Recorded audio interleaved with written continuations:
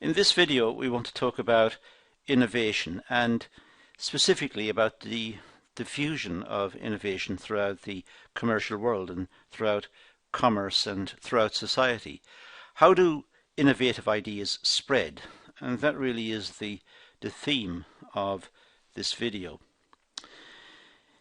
So we'll be looking at some ideas, somewhat theoretical, about innovation and how innovative ideas spread. The original work was developed by Rogers in 1962, so it's been around for a long time, but it's talked about a lot more nowadays because of the greater interest in entrepreneurship and indeed what's happened with the advent of the internet and electronic trading and the new methods of communications within industry and commerce. So we're talking now about ideas which were essentially developed back in the 1960s but have been amplified in terms of importance and content over the last perhaps 10 years. The theory illustrates how new invention gains momentum and diffuses, or if you like, spreads throughout a specific social system. So we are looking at an idea. The idea is, in our case, commercial. It's a commercial idea. The origins of the idea may be rooted in entrepreneurship, or they could be based on some sort of scientific discovery. The point is that the ideas, having been developed, will be adopted widely if there is commercial mileage, if you like, in the idea. If it can result in greater efficiencies and hence greater profitability, the chances are the idea will be picked up. So when a new idea, a new way of producing products or new concepts for management or new discoveries, when these are made available, they will be assessed by the business community, and if they are deemed to be suitable and advantageous, they will be adopted and they will be integrated into the commercial practices of that sector. Diffusion is regarded as a process which illustrates how innovations are communicated through social groups. So diffusions are waves, if you like, of ideas that come from some perhaps epicenter, come from some source, and they spread throughout the commercial world. An easy way to understand this is perhaps the importance of Silicon Valley in terms of computing. A lot of the major companies are based in Silicon Valley in California, and they come up with ideas. A lot of the ideas are experimental. They're not fully developed. They're just ideas. But some of the ideas have commercial value. Some of the ideas are useful, and those will be adopted. When they're adopted, other companies will see their advantages and will try to introduce the same ideas, or if not, very similar ideas, to try to promote their own efficiency. So diffusion is recognizing the advantages of a particular process and using that process to develop products and develop ways of working, and in this way it spreads throughout the world. So with diffusion we're talking about a process which enables ideas to travel. Now the concept of innovation is the introduction of a new idea, or if you like, the modification of an existing product or service. So an innovation is a new idea, a new concept, a new way of doing something. or it could be, as I said, an existing process which has been modified. But it's a newness, and this newness has to be seen to work. As we'll see in later slides, there will be some who will be more cynical and stand back and wait for it to be clear that this is advantageous before they adopt it. There will be others who are very keen to be at the forefront and develop the new ideas and get in at the start. So people look at innovative ideas differently. So an innovation can be anything that's perceived as new, and customers are willing to adopt this new innovation. So innovation is, in a sense, it's a very simple concept. Anything which is new is innovation. There are more detailed definitions of innovation, but for the moment, that's a good place to be. Start with the idea that innovation is something new. And some people, some customers, some companies, some will want to be at the forefront, will want to adopt this and get in right at the start. Others, more cynical, more circumspect, will stand back and wait to see the benefits before they join in. So diffusion is not uniform. It doesn't spread evenly throughout the economy or throughout the world. Innovation starts, some parts will develop, other parts will stay as they are, and eventually they will develop. But at the early stages, they may be reluctant to join in. So diffusion is only possible through innovation. Individuals must regard the innovation as new. And this determines the rate of diffusion. So what I mean by that is innovation is something new. The rate at which it's adopted, the diffusion, varies. And it varies according to the perceptions of the possible users. So let's say it's a commercial idea which is innovative. It's a new way of working. It's a new way of using logistical systems, let's say. Well, some companies will go for it straight away because it's innovative, it's new. They want to be at the front. They want to gain competitive advantage as early as possible.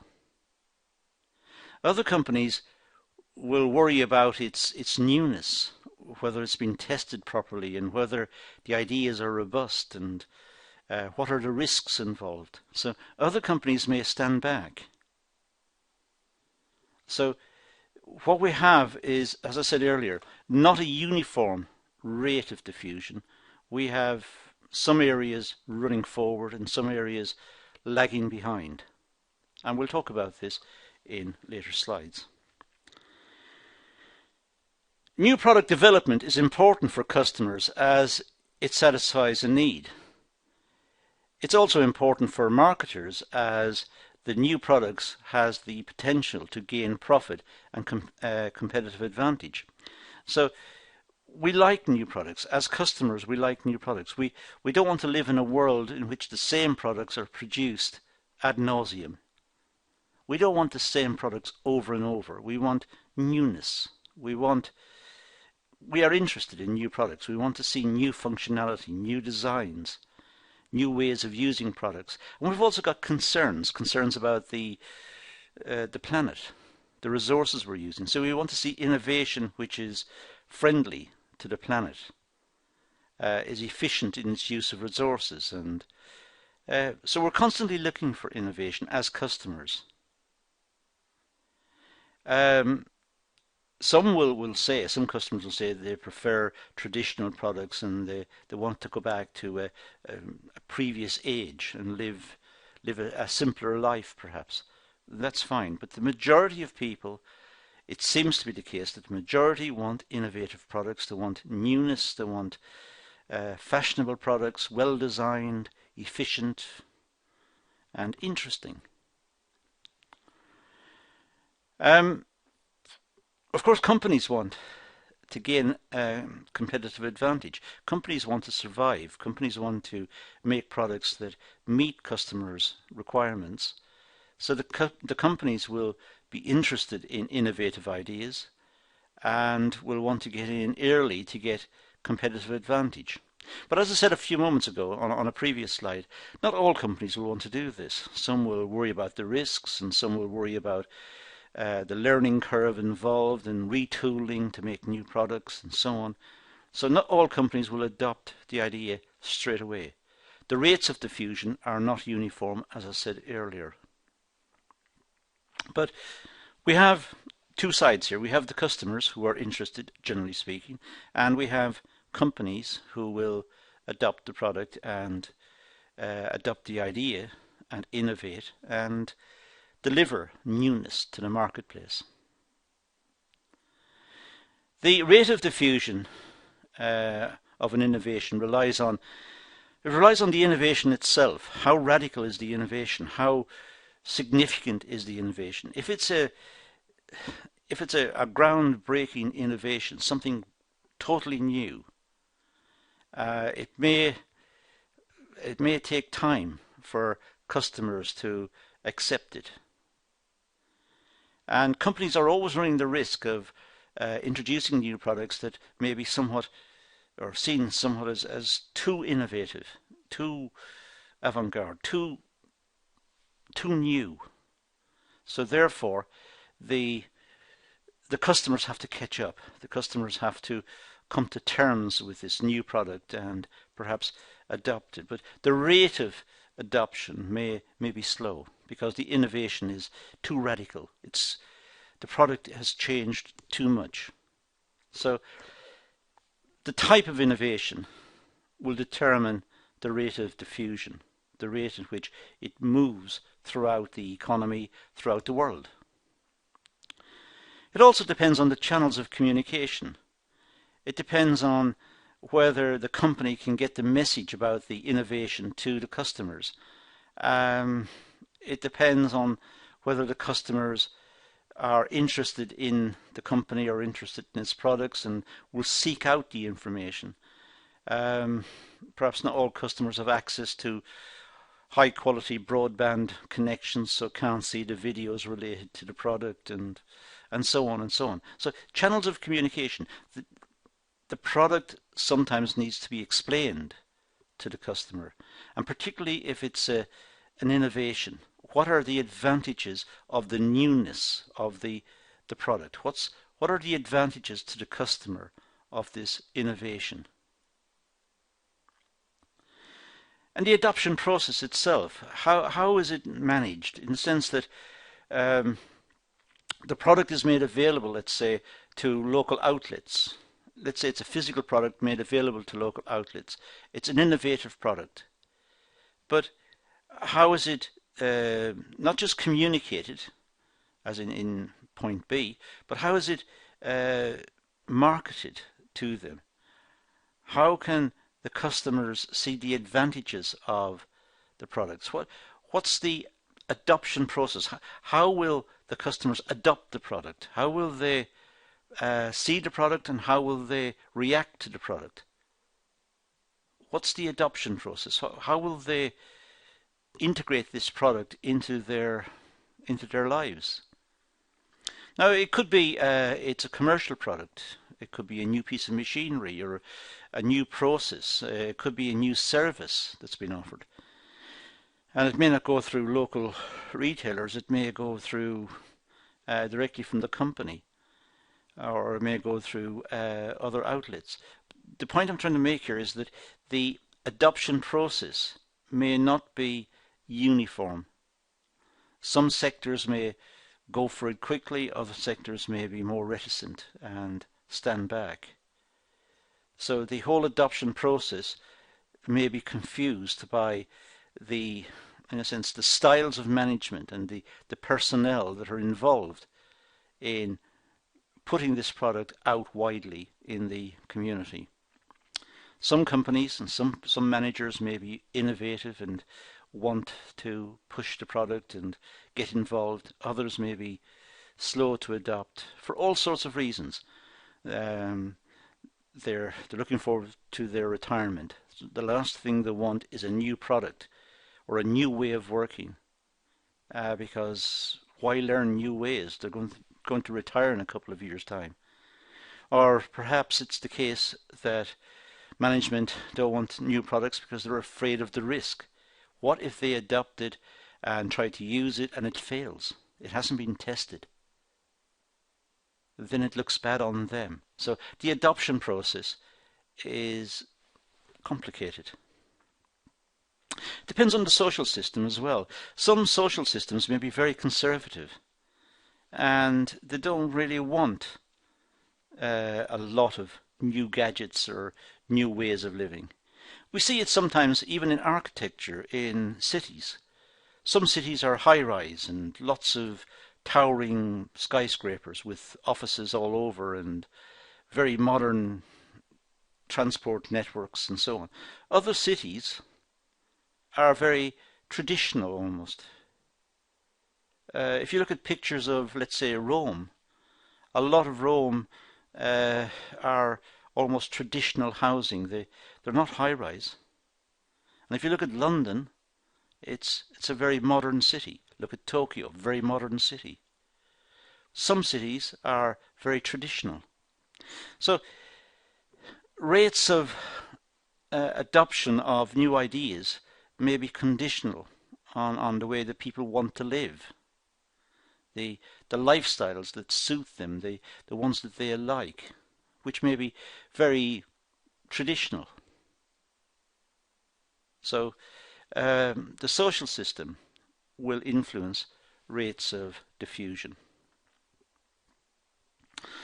Let's talk about these again in different ways and just move the line of thought on slightly. Certain products spread quickly and some take longer to adopt. So as I said earlier, not all products spread out at the same rate and not all are accepted uniformly. So diffusion may not be, in a sense, concentric circles coming out from the epicenter. It may be that they are diffused rapidly in one country and in other countries people are more reluctant to go along with that. So the following elements determine the rate and extent of diffusion of an innovation. The relative advantage. What's the advantage of the innovative product over the previous product? Why should people accept the new product? What is it about this innovative product that makes it desirable? So what's its relative advantage? Is it compatible with previous products and existing ways of working and existing ways of living?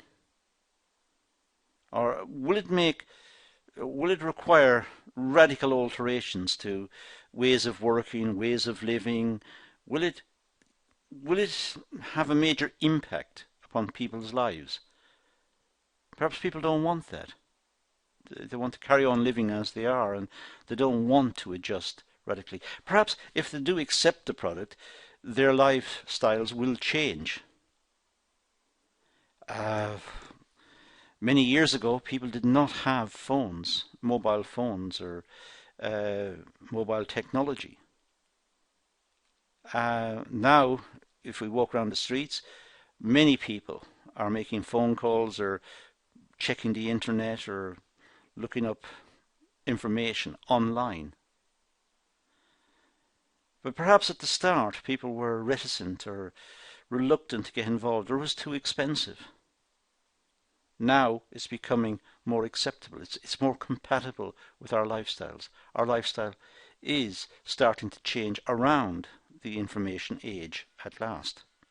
Whether that's good or bad, I'm not saying. I'm just saying that there is compatibility issues, compatibility with our lifestyles and with our requirements. There's also complexity. How complex is the innovation? If there's a steep learning curve associated with the innovation, we may not want it. We don't want to learn complicated rules and how our lives changed radically by more requirements. Technology should be simpler to use. It should make our lives easier. So the complexity of the innovative product will be an issue in its acceptance. And trialability. Can we test it before we use it? Can we work with it before we adopt it? Because that may get around issues. And can we see the thing working? Can we see this innovative product in practice? Can we observe it? Have tests been done on it? Have research papers been published on it? Are there reviews available for customers to read about the product? What information is available? Now, here we've got 5 points related to the diffusion of information and what partially determines the diffusion of innovation. So let's go over these in a little more detail. Relative advantage for a start. It's the extent to which new innovation is better than the previous models. So looking at what we've got and looking at what's been proposed, why should we change? Why should we change from what we've got to what is being proposed? And this is related to entrepreneurship. Entrepreneurship is simply looking for profit potential. It's looking for newness and new ways of developing products, the new ways of working, new ways of selling, and so on.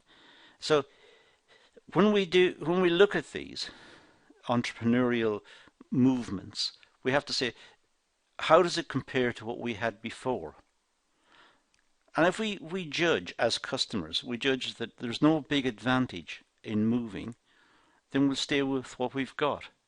In which case, the entrepreneur and the entrepreneurial idea, this innovative idea, will fail.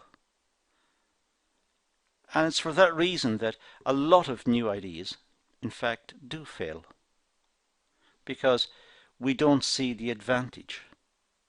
Perhaps the advantage is too insignificant. It doesn't justify learning about a new product or acquiring a new product or spending cash to buy the new product, because there's no significant advantage. So we have to look at the relative advantage of a product. If there is one, it will spread. People will want it and it will diffuse. It will move out from, if you like, where it was started into the wider economy, and perhaps it will go global. Compatibility. So, as I said earlier, it's the degree to which the product or the proposed product, the innovative product, matches with current values and experiences and needs. Is it compatible with our lifestyles? Is it what we want? We see all the time proposals for automated houses and driverless cars and so on. Do we want that? Do we trust it? Perhaps it's too experimental. Do we want to sit in a car that does not have a driver and will take us home? Maybe we're worried about the technology. There's a bug in the technology perhaps, and it could lead to an accident. So we have to look at our compatibility, our values, our experiences, our needs. What do we want? What sort of lifestyle do we want? Do we want one which is highly automated and very advanced, or do we want a more traditional lifestyle? The complexity, well, the degree to which the product can be understood, as I said again earlier. we don't want to learn a lot of instructions and a lot of procedures about new products unless we have to. If we can avoid it, we want to keep our lives as simple as possible. And the advantages of a new product have to be compared with the investment we've got to make in terms of learning to use the new product and integrating it into our lives. Trialability, well, the degree to which a product can be tested by the customer, the trial periods and the samples and so on. If possible, not all products, innovative products, can be trialed like this, but if they can, it's an idea. It overcomes resistance, or it may help to overcome resistance. In fact, of course, the samples, if they were given to people to try, may confirm that, in fact, they don't want the product. But alternatively, the samples may show benefits and may get over questions and obstacles that people had in purchasing the product. Observability. The advantages of an innovative product should be obvious to the customer. And it can be obvious by observation, by looking at the advantages, by looking at the product working, by looking at how the product can be used, by a little imagination as well, to imagine how the product will benefit the business or the consumer. And it could be done by observation, but it could also be done by word of mouth, people telling each other about the product. And in that way, the idea of the innovation is diffused. Channels of communication. Well, channels of communication is the process of sharing information between individuals and customers. That's all a channel of communication is. It's a way of sharing information between individuals and customers. Mass media is a communications channel which helps marketers communicate information about an innovation. This type of communication is effective in gaining product knowledge. So mass media, television, newspapers, magazines, radio, internet, these forms of communication may help marketers communicate information about innovation. There are problems with advertising, that sometimes advertising has more of an entertainment value than an informative value. So it depends on the nature of the product. A lot of advertisements, perhaps on television, are related to style and image. They don't actually tell us what's in the product. So if we look at, for example, an aerosol, to tell us the advantages of the aerosol. But sometimes they don't tell us the price of the aerosol, and they don't tell us what chemicals are involved in the aerosol or how the mechanism works, because that would make a very boring advertisement. So sometimes people have to go to other areas, perhaps go to the internet and try and check what are the technical aspects of a product before they make a decision. Interpersonal communication is a method adopted in influencing and changing attitudes about an innovation. Word of mouth is an effective communication method, as customers trust their friends and family rather than mass media. So interpersonal communications is important. If an innovative idea or product comes on the market and someone tries it and has a good experience, they may tell their friends or their family. And in that way, the message is diffused. This product is desirable. This product is worth considering. They've had a good experience. So it may travel by word of mouth. The rate of diffusion. Well, time refers to the rate of diffusion. How long does it take for an innovation to be adopted by a social group? And an idea may come into existence, an innovative product may come into existence, or a particular idea, a way of doing things may come into existence. It doesn't mean it's going to be adopted immediately. Some people will adopt it, perhaps, then there'll be a lag while others talk to them and find out what their experiences are, or think about the product, or so it'll travel at different rates depending on the social structure of that society, depending on the values of that society. If it's a very traditional society, a very conservative society, the rate of diffusion will be very slow. If it's a very innovative society, a very modern society, the rate of diffusion could be much greater. But the rates are not uniform. It doesn't happen instantaneously. It takes time for ideas to spread. The rate of diffusion follows a bell-shaped curve which illustrates the time it takes for a customer to adopt an innovation.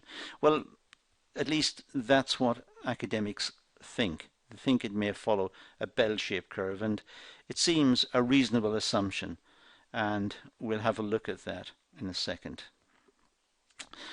Within this bell-shaped curve, there are 5 adopter categories. These were identified by Rogers. The diagram illustrates the rate at which an innovation is adopted by customers. And as I said earlier, not all customers adopt an innovation at the same time. It does have to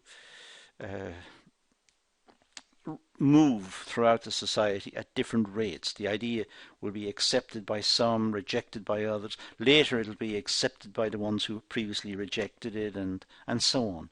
So it'll move at different rates throughout the society. So there are 5 adopter categories that are identified related to the bell-shaped curve that we're about to look at.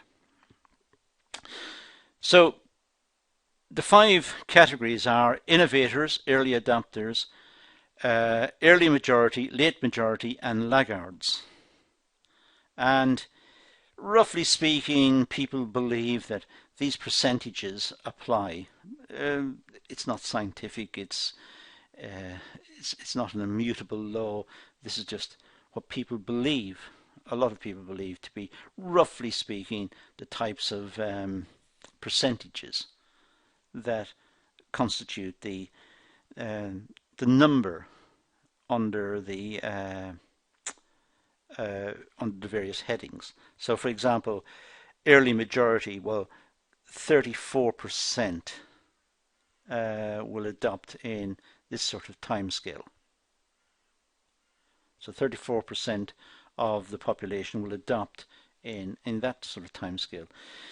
Let's look at the various categories in a little bit more detail. We'll start with the innovators. It's said that around 2.5% of the population will be innovators, I should say.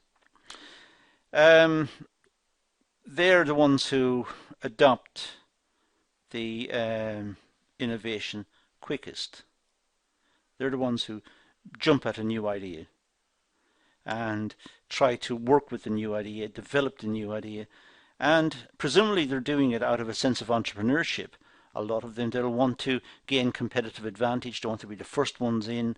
They want to get the new idea and work with it to see if there's any commercial mileage in working with it and adopting it and seeing if it can lead to a new business or expansion of an existing business or greater profitability. So these are the innovators, the ones who are very keen on new ideas and will consider new ideas as they come out. So they're the innovators. They're keen to try out new innovations and ideas. These individuals are referred to as venturesome and risk takers. Very little effort is exerted to appeal to this category. So the people with the innovative ideas don't have to work hard to get the innovators interested. The innovators are risk takers. They like the idea of new ideas. They want to be involved with new ideas. It doesn't mean all the new ideas are going to be successful, but they want to try them out just in case. They want to be involved right at the start. They're innovative people. So the innovator is a key diffusion process. The innovator is connected to the social system, which allows the flow of ideas. The innovators, of course, are part of the social system, but they are keen to adopt new ideas, and they will make every effort to see if there is commercial mileage, if there is potential in the new idea, and try to link that to the social system and get the ideas adopted. Early adopters, well, these are ones which look to get in early, as the term suggests. They're not as keen as the innovators, but they want to get in early, and they want to be involved. They want to understand the concepts, the innovative concepts, and they want to see if there are ways in which the concepts can be applied, and if there is some sort of commercial advantage out of doing so. They take fewer risks than the innovators, but they're still very keen on new ideas. They tend to observe the innovators before they decide to adopt an innovation, so they're constantly on the lookout, watching for what the innovators are doing and seeing how they're using the ideas, and looking for ways in which they can adopt the newness and apply it and get commercial advantage. Early adopters are vital in the communication process, as they are integrated into the social system and have a high number of opinion leaders and role models. So they're much more established as a part of the social system. The innovators are seen as ones who are just keen on technology, keen on new ideas, keen on new ways of working, keen on anything which is innovative. So they're committed, in a sense. We're clear about who they are. The early adopters are a little bit more reflective. They're more of the mainstream. They want to look for new ideas, but they're a bit more cautious.